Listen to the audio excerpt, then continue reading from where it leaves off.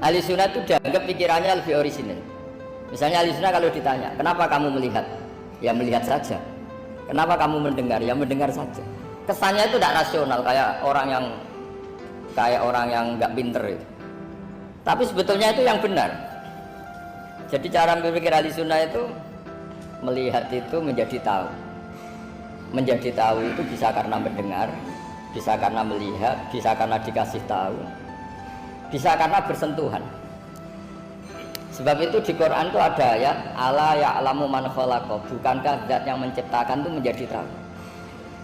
Sehingga kenapa Allah itu selalu tahu? Karena Allah yang menciptakan. Kalau kamu tahu karena mata, sekali itu jauh maka kamu tidak melihat. Atau kamu sekarang buta, kamu tidak melihat.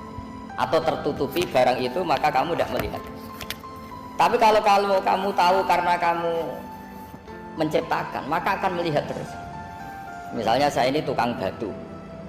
Saya ingat betul ketika saya bangun Monas, itu pulpen saya tak tanam di dalam Monas. Saya ingat betul kalau pulpen saya warnanya putih, tak tanam di Monas 2 meter dari pondasi. Setelah saya pulang ke Jogja ditanya, di dalam Monas ada apa? Ada pulpen. Posisinya 2 meter dari pondasi. Kenapa saya tahu? Karena saya yang menciptakan.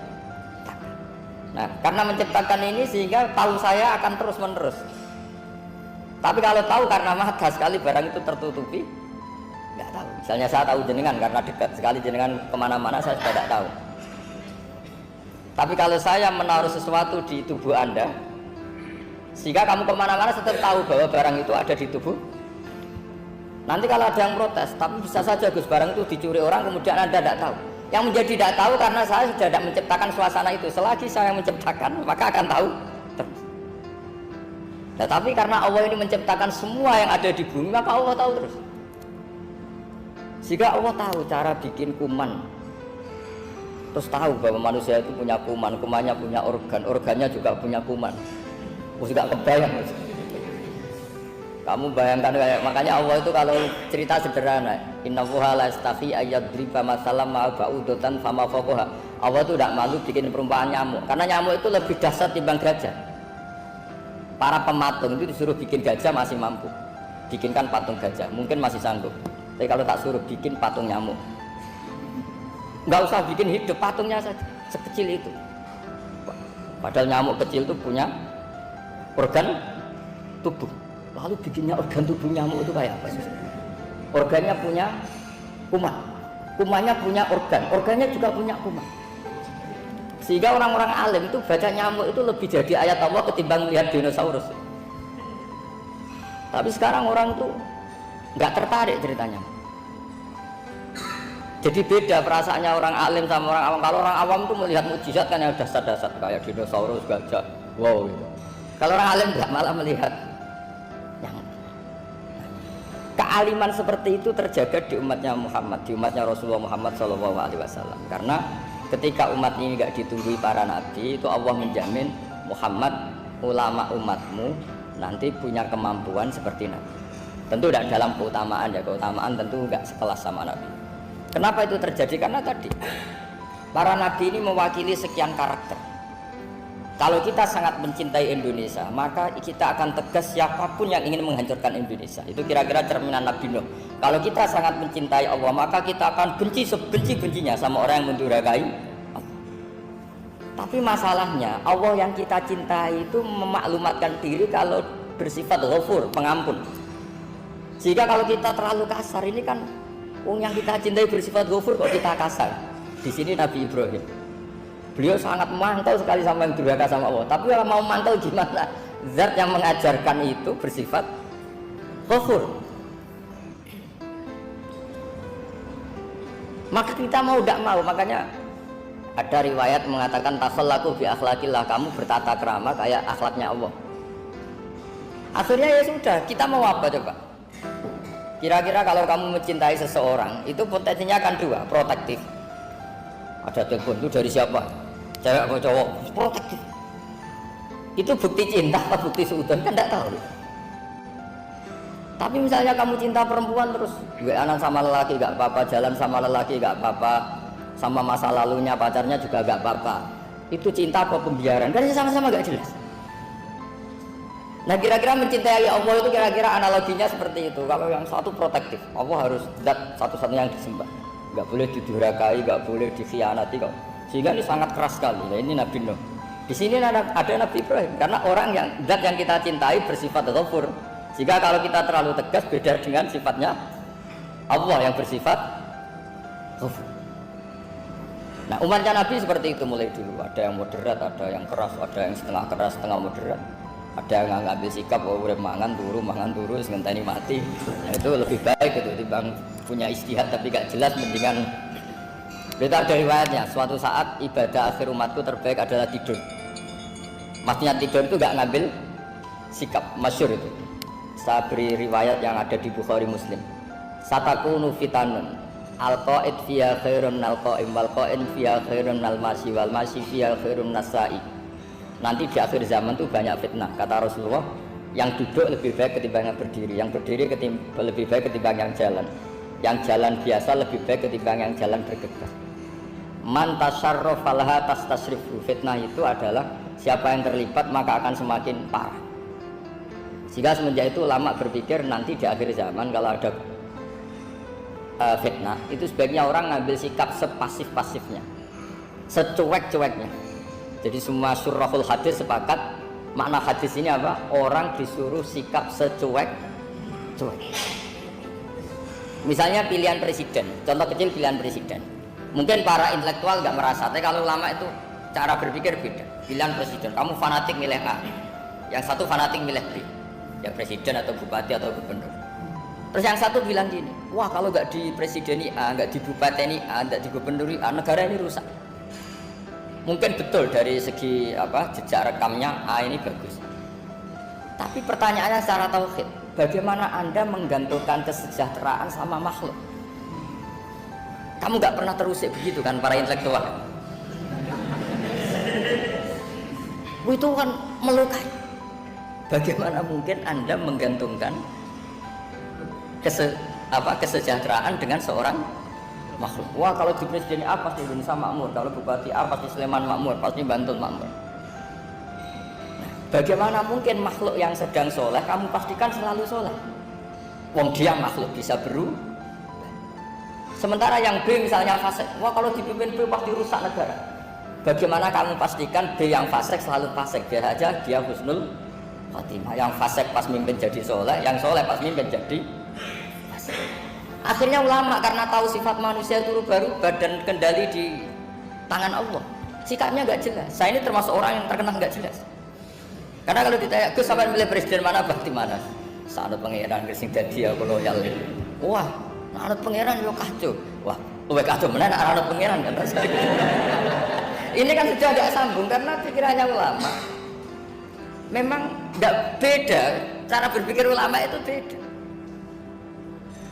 Bahkan bapak saya itu kalau didik saya itu begini. Kalau meseli saya atau ngirim saya dulu itu kan pakai mesel. Ini uang kamu 500.000 untuk kamu. Mesti ditambahi 100.000 ini untuk buat jajan sama teman-teman.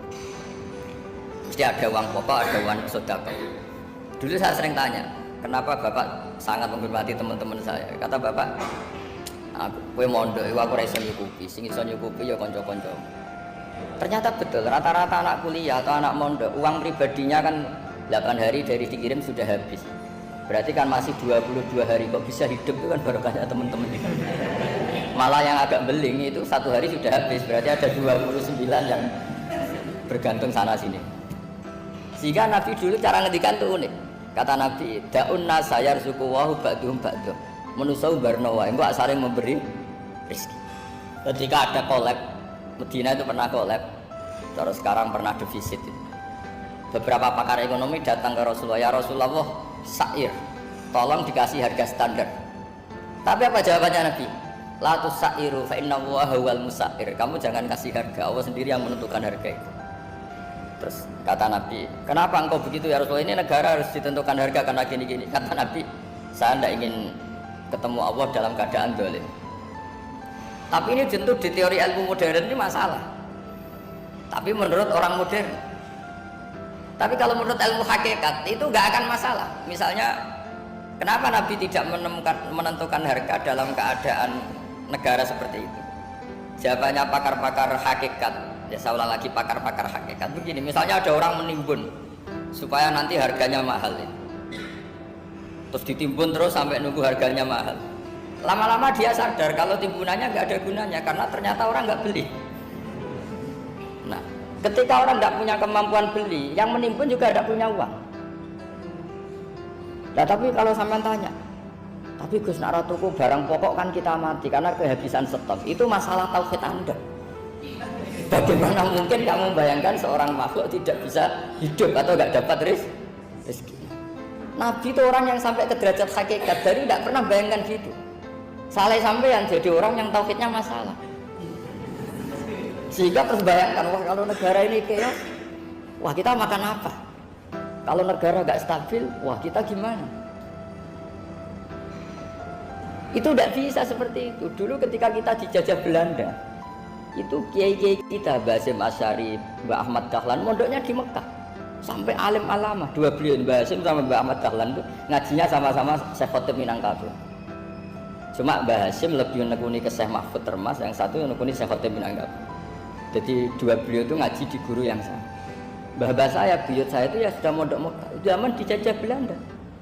Sekarang kita agak dijajah, nggak mondok di sana. Buyut saya itu zaman itu sudah haji. Buyut kelima saya itu dulu kalau ingin cari tempat yang teduh itu masuk ke gua. Itu masuk gua itu hanya kepalanya saja. Kakinya masih di luar. Karena gua di Arab tidak seperti gua di sini. Kalau gua di sini kan orang bisa masuk semua. Kalau gua Arab kan hanya celah-celah batu-batu besar. Sehingga ketika Rasulullah hijrah ke Madinah, singgah di Gua Sur, kata Abu Bakar gimana? Andai kan yang ada orang kafir di depan gua, kata Abu Bakar gimana? Andai kan mereka melihat kakinya, pasti melihat kita. Karena gua di sana itu satu tubuh tidak bisa masuk penuh. Kalau gua di sini kan ada yang mobil saja bisa masuk. Nah itu bahasa ya kalau mau istirahat itu masuk gua, separuh badan di dalam gua, separuhnya masih di. Nah sekarang terus kita bilang, wah kalau kita negara tidak stabil, kita haji kemana? Dulu zaman dijajah Belanda ya kita bisa haji. Soal kebahagiaan, nenek moyang pulau jenengan tuh anaknya banyak. Dijajah Belanda, jajah Jepang ya nyatanya anaknya banyak-banyak. Itu kira-kira bahagia apa enggak? Nah artinya gini ya, tentu kita tidak ingin dijajah itu tentu ya. Tapi kita ini selalu latah. Wah kalau ekonomi jatuh kita makan apa? Kalau kita dijajah kita tidak perlu seperti itu. Rahmatnya Allah Ta'ala itu akan adrokatna. Rahmatnya Allah Ta'ala akan menemukan kita apapun kondisi kita, apapun keadaan kita. Ini cara berpikir tauhid. Sehingga Nabi itu tidak pernah bayangkan umatku narata tunggoni piye, ditunggoni Allah. Sehingga masyhur dalam hadis-hadis sahih, la tazalu ta'ifatun min ummati dzahirina 'alal haq la yadurruhum man khadalahum wala man khalafahum wala man nawa'ahum. Selalu di umatku ada kelompok-kelompok yang selalu membela kebenaran dan tidak akan terkalahkan oleh kesesatan di akhir zaman. Kenapa? Cara berpikir orang tauhid itu sederhana begini. Allah menamakan dirinya Al-Hadi, penunjuk jalan. Dan sifat Allah pasti nafidah karena Allah tidak terkalahkan. Sama seperti Allah menyifati dirinya Ar-Razzaq, Ar-Razik yang memberi rizki. Maka orang segoblok apapun, selumpuh apapun, selemah apapun tetap dapat rizki. Sama, Allah mensifati dirinya Al-Hadi, memberi petunjuk. Maka zaman serusak apapun orang tetap dapat petunjuk. Sehingga kita tidak perlu khawatir, wah nanti zaman kalau sudah rusak nasib Islam gimana? Ya coba sekarang nasib Islam gimana? Ya baik-baik saja. Dulu ditunggoni wali songo ya banyak orang Islam. Sekarang nggak usah wali songo, ditunggu dosen-dosen yang ngajar aja nunggu digaji. Kiai pidato ya ada yang beri salam tempel. Itu kalau nuruti definisi ikhlas itu tidak ada yang masuk. Tapi meskipun demikian agama juga jalan. Kenapa agama ini jalan? Karena Allah Al-Hadi, penunjuk jalan. Ketika Allah mensifati dirinya penunjuk jalan dan sifatnya Allah pasti nafidah, pasti terjadi. Karena Allah tidak pernah gagal. Sehingga agama ini akan ada terus sampai akhir zaman. Coba Amerika kayak apa? Islamofobia. Di Amerika tambah lama tambah banyak Islam, Eropa juga gitu, Australia juga gitu. Andai kan nuruti teori sosial, sudah dunia sudah materialistik kayak gini, orang akhirnya itu akan meninggalkan agama. Nyatanya tidak juga. Saya pernah di Korea seminggu, itu di negara ateis. Itu TKI ke sana tuh nyari uang. Ternyata ya kepikiran bikin masjid, bikin komunitas Islam. Coba siapa yang menggerakkan hati itu? Hanya Allah Subhanahu wa Ta'ala.